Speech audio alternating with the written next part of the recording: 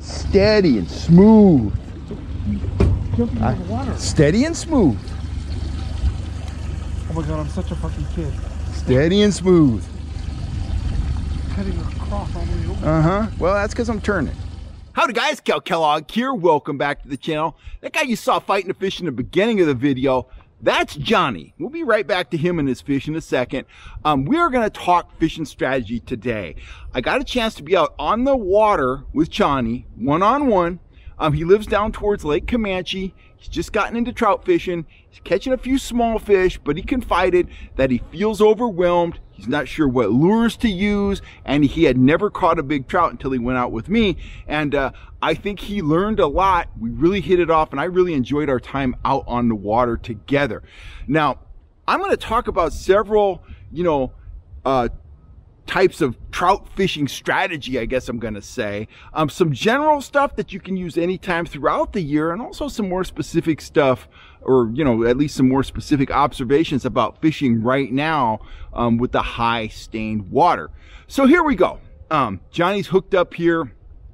He's fighting a big old, what turns out to be a big lightning trout. Now, lesson number one. We were kind of trolling down the lake, waiting for the bite to start. The bite hasn't been starting early on the lake. I don't get into the good fish, or a good bite, I should say, until the water gets up around 50 degrees or higher. So we've been out on the lake since early, kind of covering some ground, getting used to running the tackle and stuff like that. So I'm coming down the east side, and we got a hit and landed a fish. And then we got another hit right away, and we ended up losing that fish, and they were all right off a point. Lesson number one, I didn't just keep trolling down the lake. Now, maybe the bite was going all over the lake. I don't know. I knew I had fish off this one point and in the mouths of two small coves. So what did I do? I immediately brought the boat back around. We fished that spot for, I don't know, I'm going to say maybe an hour in total. Ended up catching this big, beautiful lightning trout. We had several other bites. I can't remember if we caught another fish there, but the moral of the story is we just didn't keep trolling. When we identified a zone that was holding fish that were willing to go, we stayed after those fish. Now, lesson number two on that fish. That fish inhaled a pink worm. Okay, pink trout Trix worm. That was one of the hot baits for me the last few days I've been out on the water. Now, the water at Collins is very stained, as you can see. Don't worry about stained water. Now, I wouldn't have known this until I become a full-time fishing guide the last 2 years. You can absolutely positively catch trout in stained water, but here's the key, okay? Here's the key. One, it can't have been clear yesterday and stained now. That shuts the bite down. But if it's been stained for a while, even if it's straight up mud, rest assured, you can catch trout trolling in that muddy water. The temperature, that is the key. That's key for me. Now at Collins Lake, the magic temperature is like 50 degrees. You can catch fish sub 50, but when it's above 50, that's when the fish respond the best right now. So that's kind of your bite window. We've been doing very well from about 11 until 3 o'clock. That's been the best bite for us. Even though the water's muddy, when I get that temperature, I have no problem catching the fish. And that shouldn't be surprising. Trout, salmon, salmonoids, they got that lateral line full of nerves. They can feel things in the water around them, and that's why I'm able to run these little pink worms without dodgers, without flashers, very subtle presentation, and the fish, they're still fairly lethargic. They're not slamming that bait, but I'm getting the hook way back in the back of the worm, and they're coming in, they're nipping at that tail. That hook is looping right around their lower jaw in most cases. It's fish on, and it's fish in the net. So that's been working very well. So once again, I'm beating a dead horse here.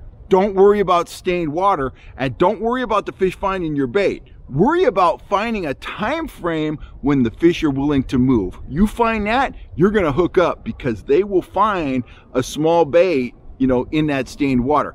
I've been running the compact stuff, and I've been running stuff that I can run slowly, or at least this was the pattern the last few days I was on the water. Stuff that I can run slowly that has a lot of action, and the Trout Trix worm teamed with the wiggle disc, absolutely fills the bill for that. Pinks have been the best, both this translucent pink like that and the bubblegum pink. If you're looking for Trout, Trix worms, absolutely deadly bait, fishunshoot.com. Enough said. Let's move on to this next fish. Now, this next fish was hooked doing something, and it turned out to be the last fish of the day. Johnny filled out his limit with this fish. Turns out to be another nice lightning trout, and he hooked it on this fly right here, an orange metalhead.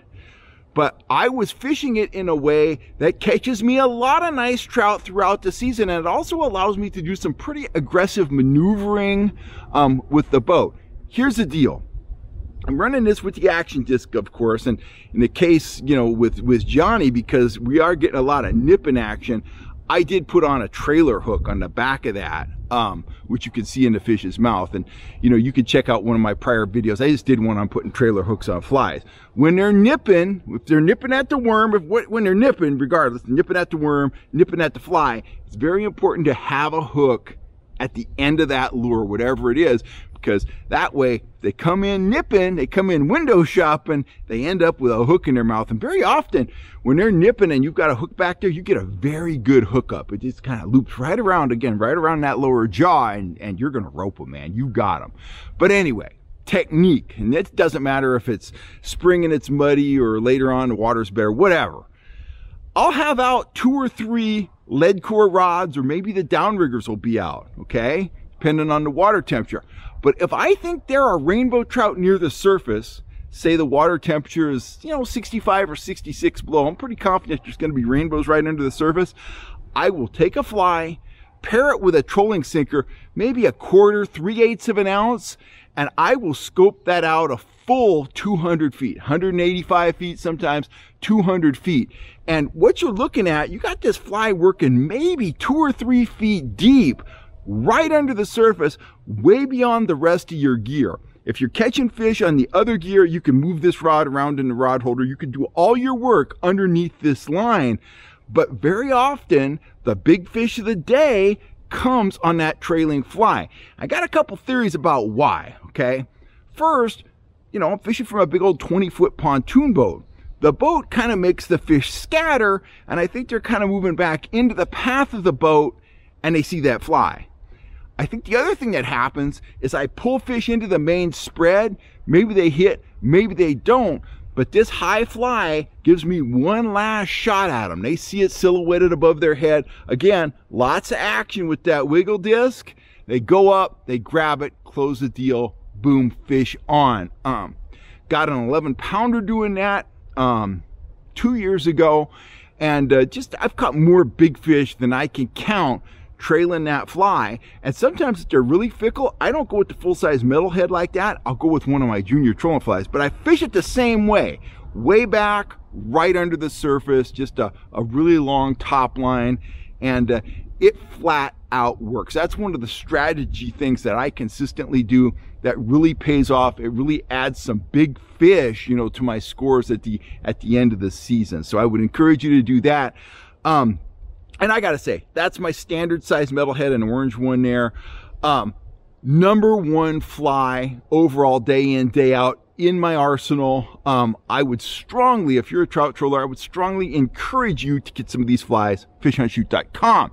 Now, final thought about Johnny. I gave him some advice that will serve him well, and it will serve you well, because it's something that I did when I started kayak fishing, and it serves me well, okay? So here's the deal though. I was talking to Johnny, again, new trout angler, feels overwhelmed with all the different gear. He has a bunch of my tackle, doesn't know what to put on when. And this is what I told him. His home lake's Comanche. I told him, refrain from going anywhere except Comanche and maybe Pardee. Those are your home lakes, okay? That's one. Think about speed. You know me, I beat this horse to death. Fast, for me, is about 2.7 to 3.5. That's fast. Medium speed, 2.2-ish up to about 2.7. Slow, 1.5 up to about 2. Target speed, 1.8. Okay? I told Johnny, establish 2 patterns. Maybe it's a Rapala and a speed spoon at the high end. Maybe it's a trigger spoon and a trolling fly in the medium speed range. And maybe at the lower speed range, it's a Trout Trix and a trolling fly.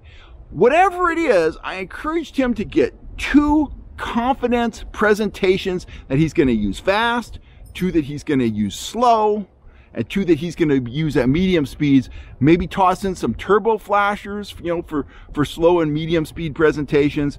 Maybe toss in some Dodgers, some mini willow leafs, some fisheye pros, whatever. For the slow presentations, I told him, your bottom line desperation presentation is always some gulp worms or some night crawlers. That's it, okay? If he gets those kits or those lures, he should have some bait fish colors. He should have some bright colors. That's all he needs, because what I really want him to do is not play, the musical chair lure game where he's changing lures every 5 minutes. I want him to get out on the water, and I want him to learn how to fish, okay? A lot of guys, if you want to take it from being a medium level troller to being a high level troller, you got to stop looking at individual lures. You got to stop looking at individual rods, okay? If you're driving the boat is your fishing rod. Whether you're fishing by yourself and you got 2 rods out, or you got 2 buddies with you and you're running 6 rods, the boat is your tackle, okay? It's how you maneuver the boat, where you find the fish, your approach, your presentation, okay, is way more important than having every, last trout lure in the world in your tackle box. I had to cut my tackle selection down significantly when I started kayak fishing, and guess what? I started catching more fish for a variety of reasons, but one of the reasons was I didn't have as much tackle to fall back on, so I had to really focus on presentation, figuring out where the fish were, stuff like that. So if you're out there, you're struggling like Johnny, you're feeling overwhelmed, cut that tackle assortment down, simplify everything, keep it simple, and really learn how to fish, and start looking at that boat or looking at that kayak as an extension of your body. You're not trolling out of a boat and presenting lures on a rod. You've got rods attached to the boat, and you're presenting everything with the boat. Depth, speed, location. Start thinking in those terms, and I guarantee you, your scores are going to increase. One of my very good friends is Captain James Smith, California Don, down in San Francisco Bay. I've watched him for more years than either of us want to remember, because we're kind of getting old. But I've watched him. He got that big old, I don't know how big it is, 65-foot long boat with, 25 anglers on the deck, whether we're fishing for lingcod or halibut or whatever. He's fishing every rod on that boat. He is presenting the baits with that giant charter boat. Once his customers have their tackle dialed in and the presentation dialed in, i.e. they've got lively anchovies on or whatever they're using on any given day, it's all about James fishing all those rods with that big giant boat. That's how he approaches it. I don't know if he even knows that's how he approaches it, but I've watched him. That's what he does. Think about that boat. Think about that kayak as an extension of your own body. That's what you're presenting the gear with. Cut down the tackle assortment, fish with the entire boat, watch those scores climb. I'm Cal Kellogg. I'm out of here for now. I will catch you next time right here on YouTube. Think about those tips, guys. This is upper level stuff. Sounds simple. Upper level stuff that will help you catch more and bigger trout. It's not the big stuff. The details, little details add up to big trophy fish. You see my clients do it here on the channel. It's all about little details. Final thought right here, small detail. Right now, here's the worm. They're nipping at the worm. If you got the hook point here, they're gonna come in, they're gonna nip at the tail, and you're not gonna hook them. You move that hook back an inch, they're gonna come in nipping, and you're gonna rope them.